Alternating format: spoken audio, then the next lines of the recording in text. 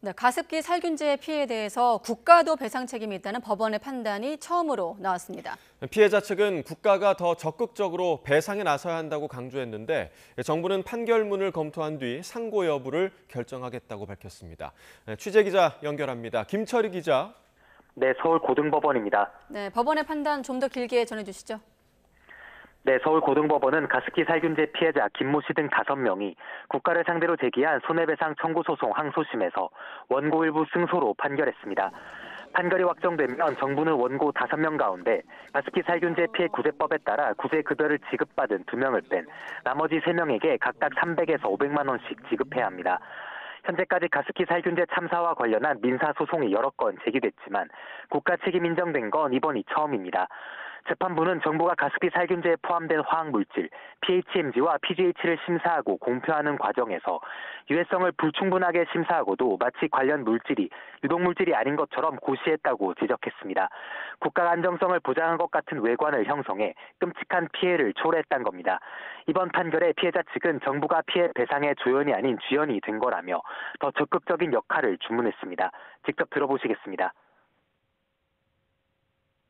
배상 책임의 법적 의무가 있다라고 선언한 굉장히 의미가 큰 판결입니다.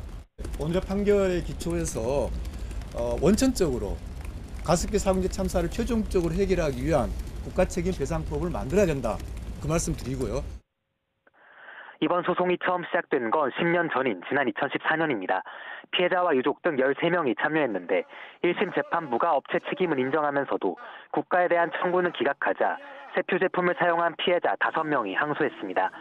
7년 넘는 항소심 과정에서 피해자 측은 세표가 생산한 가습기 살균제에 포함된 PGH와 PHMG 성분 등 고분자 화합물을 안전하다고 승인한 국가에 잘못이 있다고 주장했는데요. 반면 정부는 고분자 화합물이 비교적 안전한 데다 미국과 유럽에서도 독성 시험을 면제하고 있다고 반박했지만 항소심 재판부는 받아들이지 않았습니다.